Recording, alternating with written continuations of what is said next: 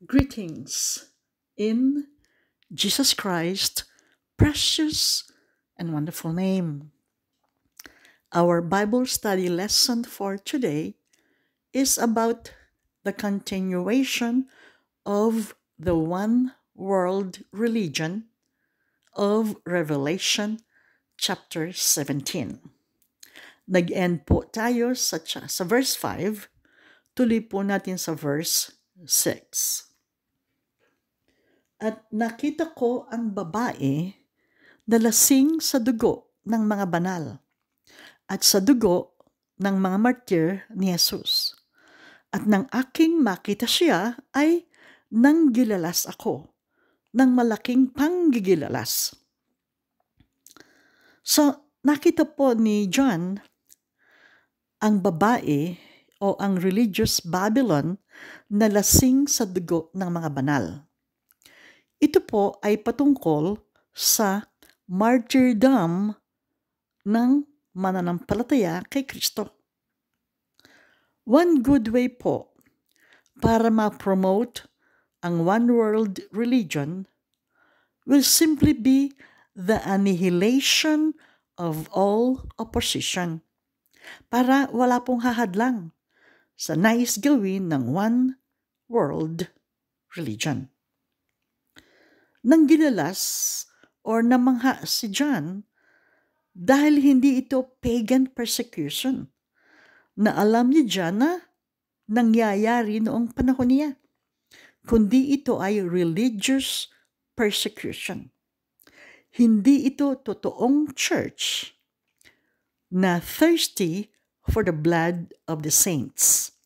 Sa Bible po, ang mga mananampalataya kay Kristo, maski na po mga buhay or mga patay, ang tawag po sa kanila ay saints, mga banal. Ang false religion po is always the worst enemy of true religion. Alam niyo po, kung titignan natin ang history ng religion, yung pong the most vicious persecution na nangyari sa mga mananampalataya has been done in the name of the church. In the days when the Roman Catholic Queen Mary ruled England, known as Bloody Mary, mga 288 Christians po ay sununog dahil po sa kanilang stand, sa kanilang pananampalataya kay Kristo Jesus. Ito po ay nangyari noong between 1555 and 1558. Mayroon pong isang mananampalataya. Ang pangalan po niya ay John Rogers.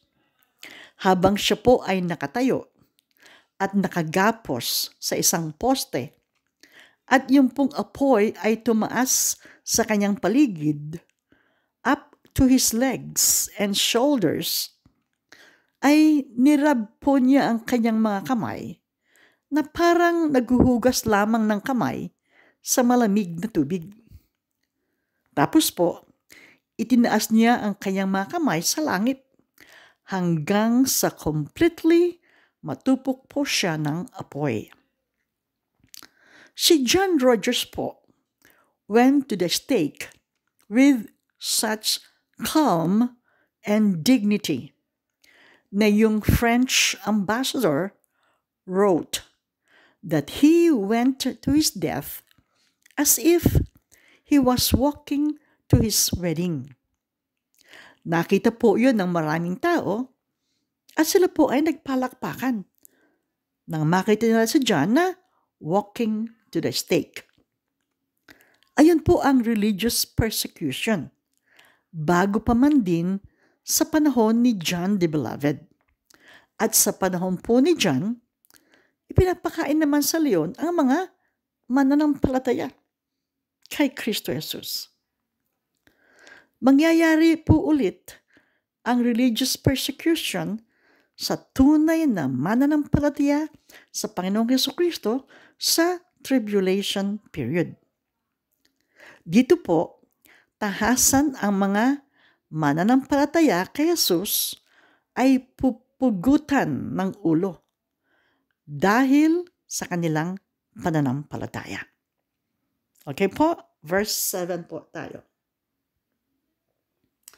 At sinabi sa akin ng anghel, bakit ka nang gilalas?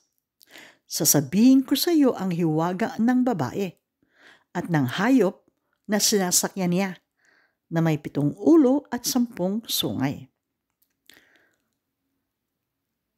Sa tanong ng anghel at ng description ng woman o ng babae o ng religious Babylon, ipinapakita po na hindi dapat manggilala sa John dahil yung pong woman which appears sa karangyaan ng kanyang suot na ipinakita po sa atin ng verse 4 na nararamdam ng kulay ube at ng pula, purple and scarlet color, at nahihiyasan ng ginto at ng mga mahahalagang bato at perlas, na ang babae pong ito ay satanic.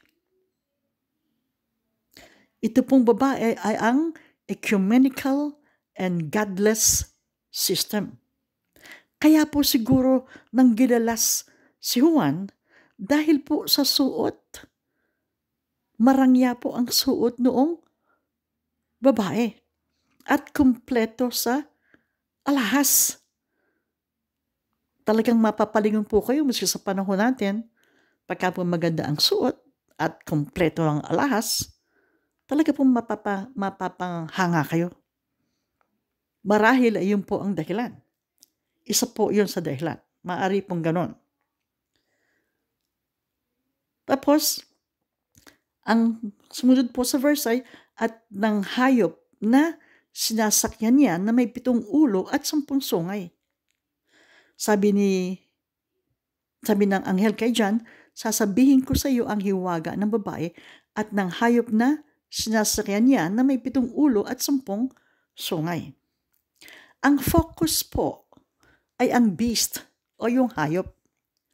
Pinakikita po na yung whore na nakasakay sa Antichrist's system ay ginagamit lang po ng beast for his interest para ma-accomplish ng Antikristo yung kanyang purpose.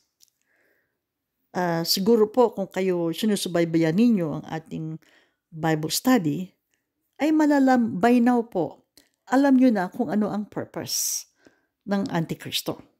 Ano po? Kung hindi pa po nyo alam, ito po ang purpose ng Antikristo. Ang siya ay sambahin at siya ang mag-control ng mundo. Sapagkat ang Antikristo po ay Satan's possessed.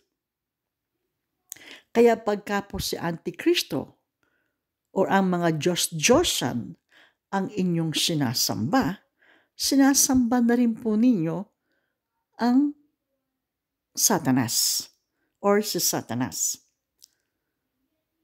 Okay po? Yun po ang purpose. Ang siya ay sambahin. Kaya po si Satanas o si Lucifer, ang una niyang pangalan, ay bumagsak galing sa langit dahil po gusto niyang siya ay maging katulad ng Diyos. Gusto niyang siya ay sambahin at yun po ay mangyayari sa tribulation period. Verse 8. At ang hayop na nakita mo ay naging siya at wala na. At malapit ng umahon sa kalaliman at patungo sa kapahamakan. At silang mga nananahan sa lupa ay manggigilalas na ang kanilang pangalan ay hindi nakasulat sa aklat ng buhay mula nang itatag ang sanglibutan.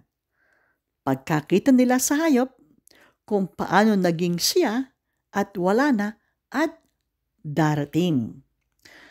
So, ito po ay the same beast na pinag-aralan po natin sa Revelation chapter 13. Ipinakikita po dito ang hayop, ang political system ng Antikristo in terms of the past, present, and future.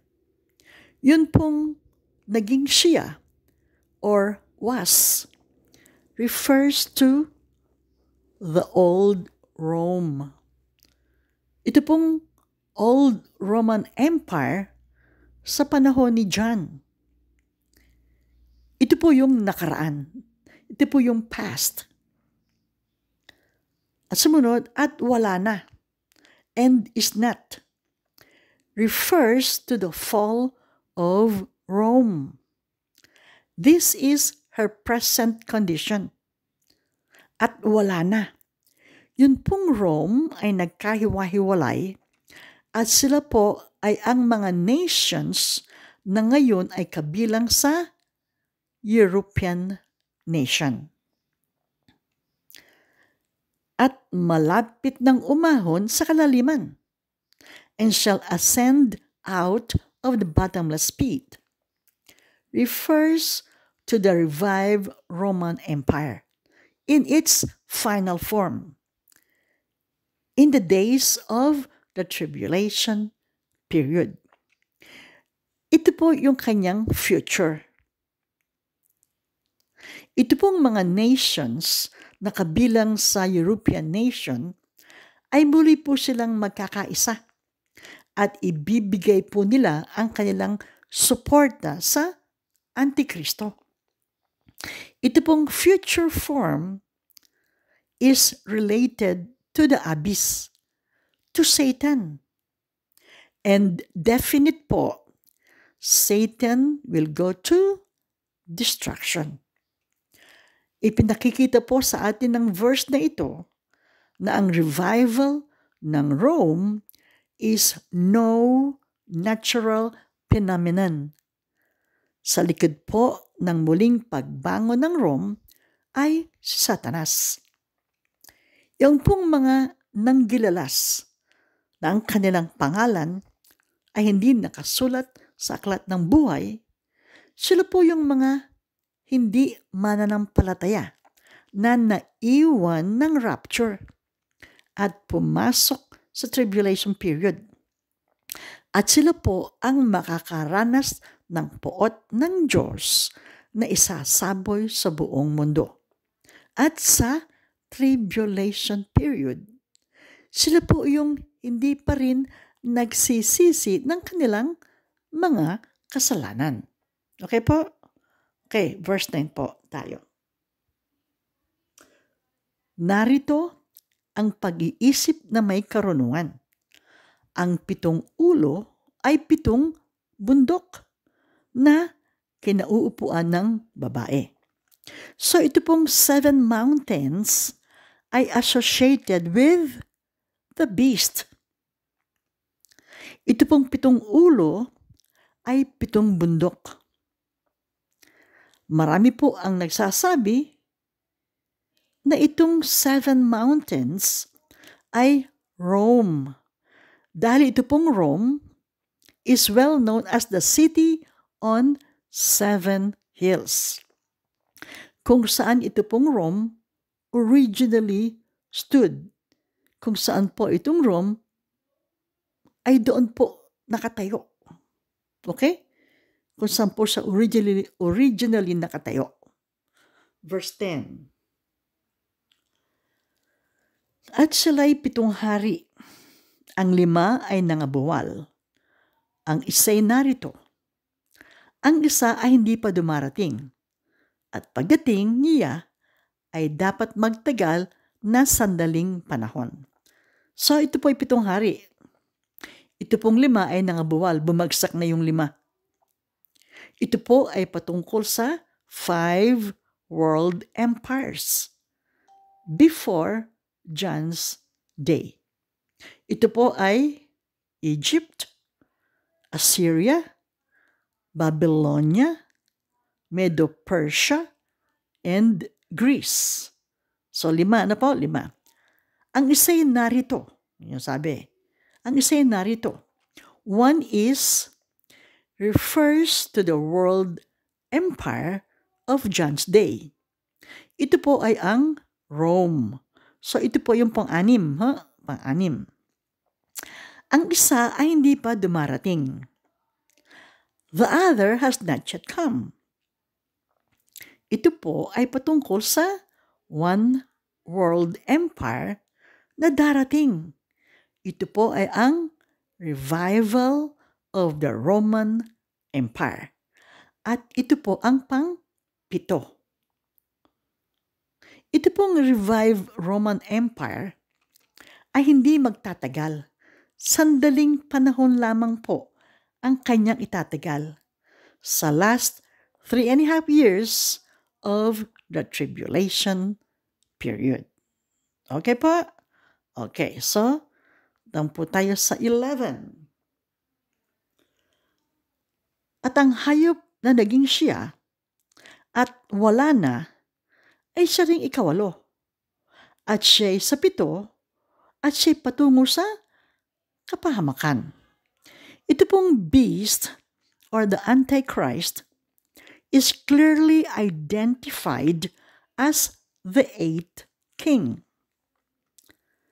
Ang sabi po ng verse 10, when he comes, he must continue a short time.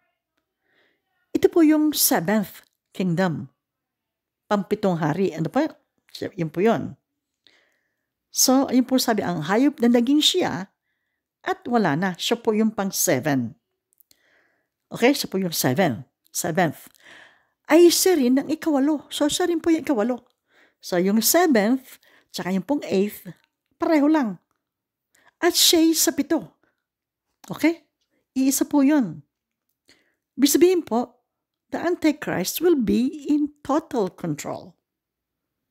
Yung pong 8, yun po yung the final form ng empire ng Antikristo. Okay? At siya'y patungo sa kapahamakan. Okay. Yung pong fate is clearly shown. At siya'y patungo sa kapahamakan. It's clear po, no? Ito pong beast or Antikristo will be destroyed at Jesus coming or at Jesus' second coming. Yan po ay nasa chapter 19. Lord willing po, pag-aaralan po natin yan pagkatapos ng chapter 18. And Lord willing po, chapter 18 po, umpisahan po natin next week. Okay po? Okay. So verse 12.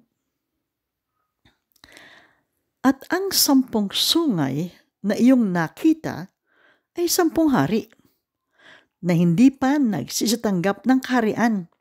Datapwat magsisitanggap sila ng kapamahalaang paghahari na 1 oras na kasama ng hayop. Ang 10 sungay po na inyong nakita ay 10 hari. Sila po yung naging 10-nation confederation of nations na sasama sa Antikristo. Sila po yung mga nations na once part ng Old Roman Empire na ngayon ay member ng European nations. Sila din po ang 10 toes ng statue ng napanaginipan ni King Nebuchadnezzar sa Daniel chapter 2. Yan po ay prophecy po na pinakita po ng anghel din kay Daniel. Okay. So, bago po mag-tribulation period, these European nations will begin seeking a way to confederate together for political, military, and commercial reasons. Yan po ang topic natin next week. Kung pahintulutan po tayo ng Panginoong Jesucristo, ang one world government at commercial Babylon. Yan po ay nasa chapter 18 ng Book of Revelation. So, magkakaisa po ang mga bansang ito partly because of pressure from the king of the north.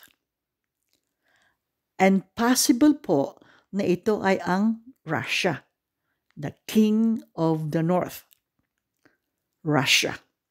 And partly because of a worldwide conspiracy led by Satan in preparation for his end-time bid to be worshipped by man and to control the world. Ayun po ang purpose, yun po ang gusto ni Satanas, to be worshipped by man and to control the world. Ito po ay mangyayari sa tribulation period. Okay, na hindi pa nagsisatanggap ng kaharian. Ito po ay future. At ito po ay mangyayari sa tribulation period. Datapwat magsisatanggap sila ng kapamahalaang paghahari na 1 oras na kasama ng hayop. Ang paghahari po nila ay sandali lang, 1 oras. Ang ibig pong sabihin ay only for a short time. Sandali lamang. Okay po? Okay, so verse 13 and 14. Ang mga ito ay may isang kaisipan at ibinibigay nila ang kanilang kapangyarihan at kapamahalaan sa hayop. 14. Makikipagbaka ang mga ito laban sa kordero, laban sa Panginoong Jesucristo po. At sila'y dadaigin ng kordero sapagkat siya'y Panginoon ng mga Panginoon at Hari ng mga hari at ng mga kasama niya na mga tinawag at mga pili at mga tapat ay nananaig din. Okay. So, maliwanag po ang intention ng 10 hari, the 10 kings. Ibibigay nila ang kanilang kapangyarihan at kapamahalaan sa hayop, sa Antikristo. At sasama po sila sa Antikristo na makikipaglaban sa ating Panginoong Jesucristo in the Battle of Armageddon. Pero sila'y dadaigin ng kordero sapagkat ang kordero, ang ating Panginoong Jesucristo, ay Panginoon ng mga Panginoon at Hari ng mga hari. Ito po ang subject ng chapter 19. Our Lord and Savior, Jesus Christ, as the King of Kings and Lord of Lords. At ang mga kasama niya na mga tinawag at mga pili at mga tapat ay nananaig din. Tingnan po natin sa Revelation 19, verse 14. Okay. At ang mga hukbong nasa langit, armies which were in heaven, ay sumusunod sa kaniya ng mga nakasakay sa mga kabayong puti at nangararamtan ng mahalagang linong maputi at dalisay.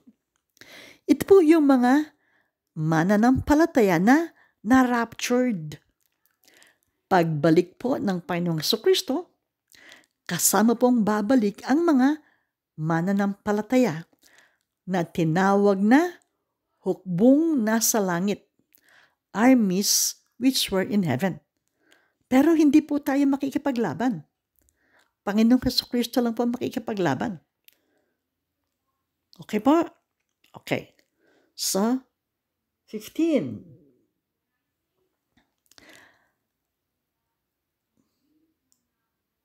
Verse 15. At sa kanyang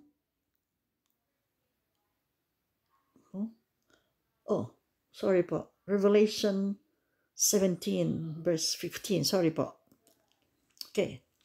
At sinabi niya sa akin, ang tubig na iyong nakita na kinauupuan ng patutot ay mga bayan at mga karamihan at mga bansa at mga wika. So, ito pong tubig na nakita ni John na kinuupuan ng babae o ng patutot, sinasabi po sa atin na the whore presides over, siya po ang nangunguna, siya po ang may hawak o nangunguna sa mga bayan at mga karamihan at mga bansa at mga wika. Ito pong influence ng whore ay worldwide through her connection to the beast. This will be a truly one world religion. So, ipinapakita po sa atin na mayroon pong sharing ng rule of great political power on the part of the beast. At doon po sa whore or religious Babylon who controls the multitudes of the world. Verse 16. At ang 10 sungay na iyong nakita, at ang hayop ay siyang nangapupuot sa patutot, at siya'y pababayaan at huhubaran, at kakanin ang kanyang laman, at siya'y lubos na susupukin ng apoy.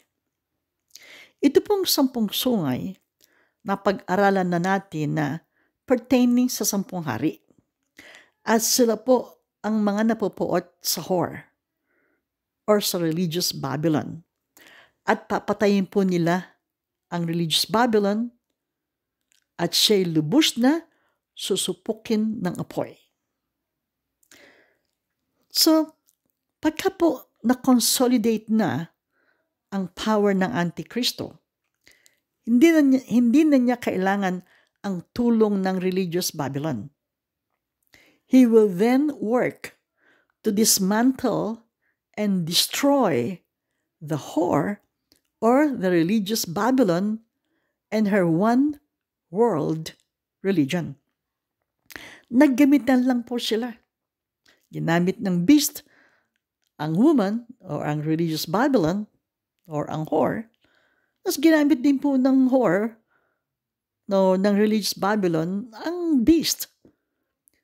Naggamitan lang po sila to further their own ends para po sa kanilang own interests. The religious Babylon have served its purpose. So the 10 kings completely destroy the whore or the religious system at sinunog po siya. Mangyayari po ito sa middle ng tribulation period. So, ultimately po, the Antichrist will not tolerate any worship except of himself. Tatatandaan niyo po yung 2 Thessalonians. Tingnan po natin ulit. 2 Thessalonians chapter 2, verse 4. Ito po yung nabasa na natin. Gusto ko uling basahin po para po mag-stick sa ating puso. Pagka po yung verse ay nasa puso natin, ay naka-stick din po sa ating pag-iisip at sa ating pong subconscious. Okay po? Okay. Na sumasalangsang at nagmamataas laban sa lahat na tinatawag na Diyos o sinasamba. Ano pat siya'y nauupo sa templo ng Diyos, na siya'y nagtatanyag sa kanyang sarili na tulad sa Diyos. Ito po ang mangyayari sa mid-trib ng tribulation period or sa gitna ng tribulation period. So, in the absence of the one world church, so pagka po nawala na yung one world church, kasi nga, papatayin sila ng 10 hari, the Antichrist, who is Satan-possessed, substitutes the worship of himself. Napag-aralan po natin yan sa Revelation 13. Sige po, tingnan po natin uli. Revelation 13 verse 8. Okay. At ang lahat ng nangananahan sa lupa ay magsisisamba sa kanya na ang kani-kaniyang pangalan ay hindi nasusulat sa aklat ng buhay ng kordero na pinatay buhat ng itatag ang sanglibutan. So, lahat po ng tao sa lupa na hindi nakasulat ang kanilang pangalan sa aklat ng buhay ay sasamba sa Antikristo or kay Satanas. Dahil nga po, ang Antikristo ay Satan-possessed. Okay po. Now, punta po tayo sa aking favorite na verse sa chapter 17. No? Chapter 17. Revelation chapter 17, verse 17. Ito po ang favorite verse ko sa chapter 17, ang verse 17. Tingnan po natin kung bakit. Sapagkat iniligay ng Diyos sa kanilang mga puso na gawin ang kaniyang kaisipan at mangagkaisa ng kaisipan at ibigay ang kanilang kaharian sa hayop hanggang sa maganap ang mga salita ng Diyos. O, tingnan nyo. Nakikita niyo po ang kamay ng Diyos sa verse na ito. Sapagkat iniligay ng Diyos sa kanilang mga puso, o yun, na gawin ang kanyang kaisipan. Na yun po. Diyos lang po ang makakagawa nun. Tingnan niyo po yung bandang huling verse. Hanggang sa maganap ang mga salita ng Diyos. Katulad po ng napag-aralan po natin last week na lahat ay control ng Diyos. Maski na si Satanas ay control ng Diyos. Maski na po ang nangyayari sa paligid natin ngayon, sa ating bansa, sa Pilipinas, sa Amerika, sa buong mundo. Maski po sa buhay natin, lahat pong iyan ay control ng ating Panginoong Hesukristo. Ipinakikita po sa atin ng salita ng Diyos na there is not a single atom in the universe that acts apart from God's providential governance. Tingnan po natin sa mga awit. Psalms 148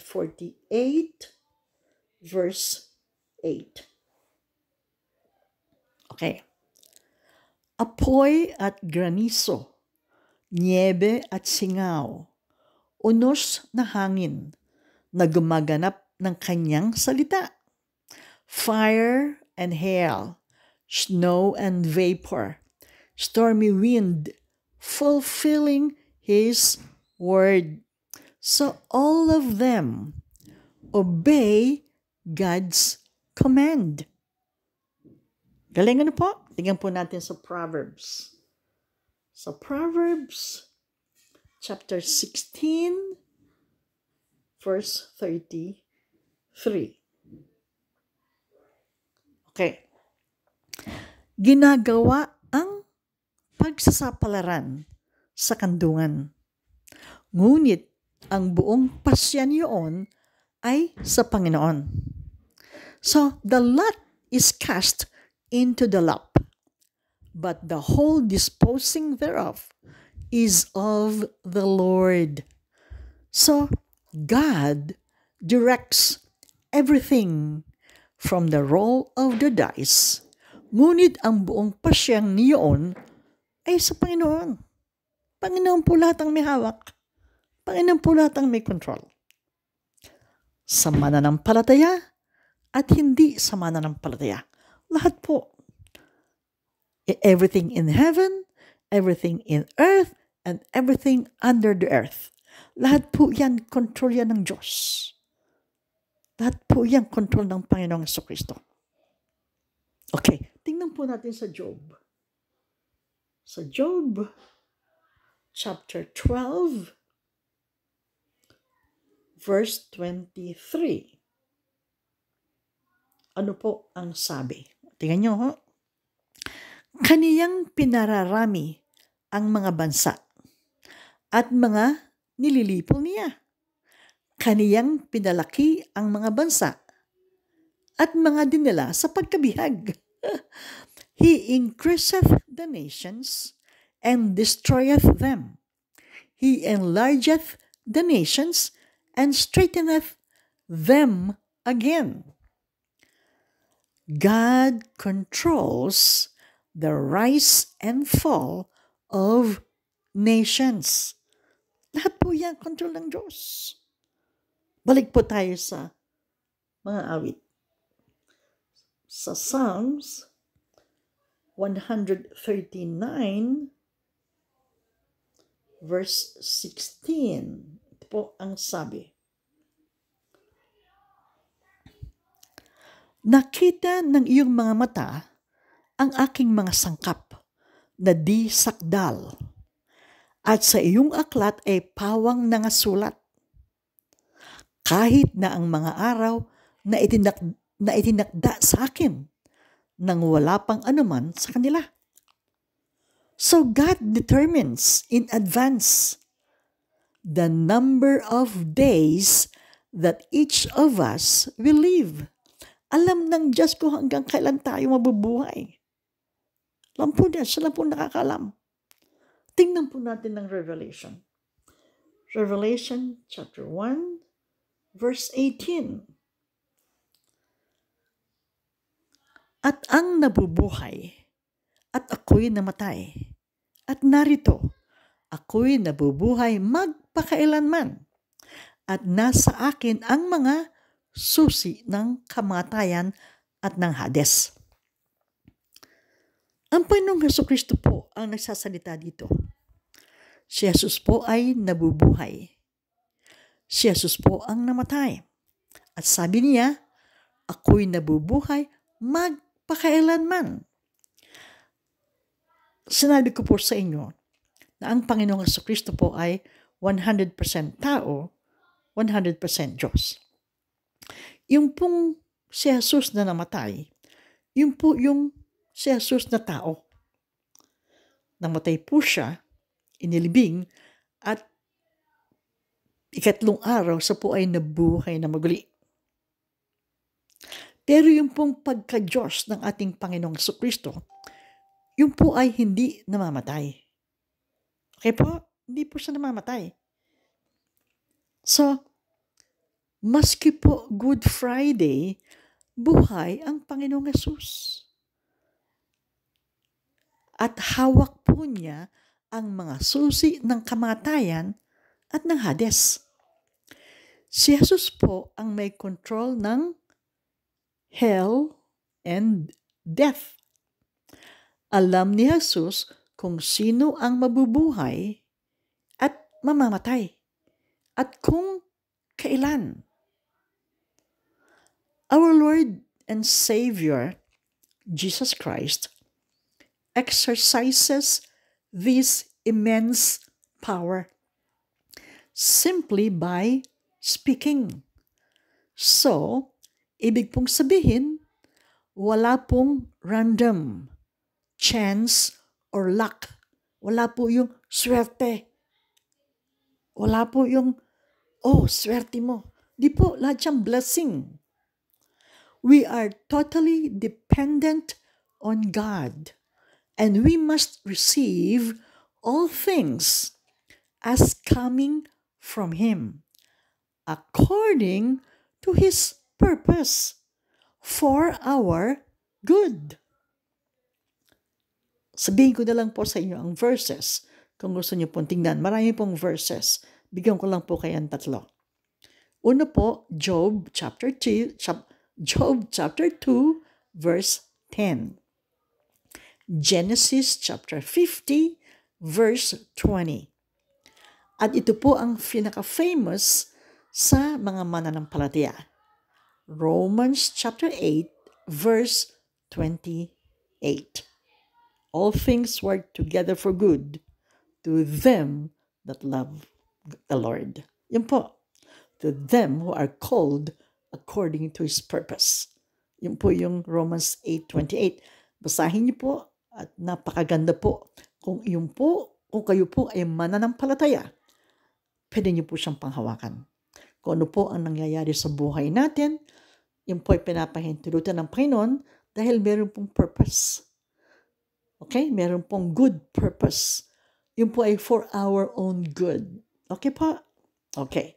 Punta po tayo ngayon sa last verse ng chapter 17.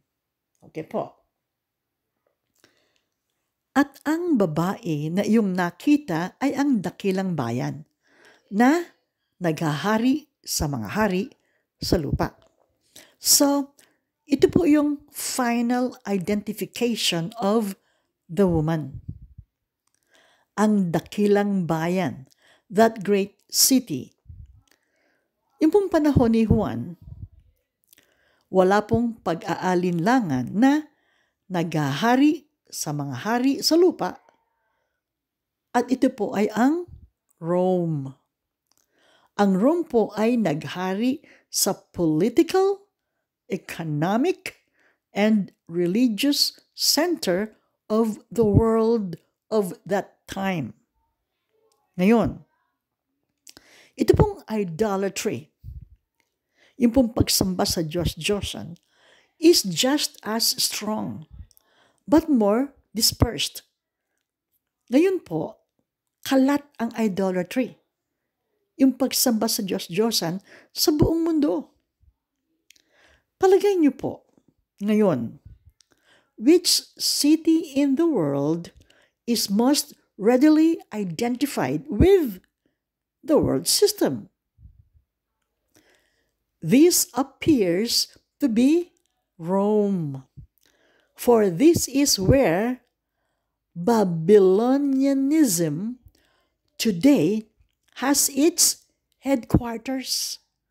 So, the great whore is identified with Rome. Okay po?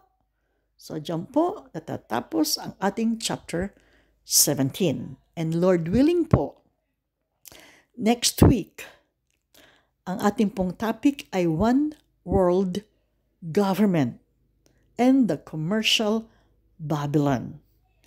Okay po? Okay, so I hope and pray that I will see you here, there, or in the air. Goodbye!